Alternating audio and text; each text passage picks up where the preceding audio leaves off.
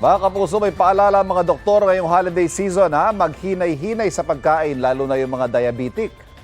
Payo ng mga doktor bago magpunta sa handaan, magpakabusog na muna sa healthy food. Ang sa gayon, konti na lang ang makakain ninyo.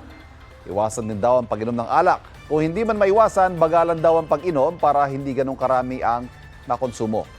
Yung mga nag-i-insulin, kausapin daw ang inyong doktor para ma-adjust sa inyong medication bago pa man sumabak sa handaan at nang hindi kayo ma-emergency dahil sa taas ng blood sugar.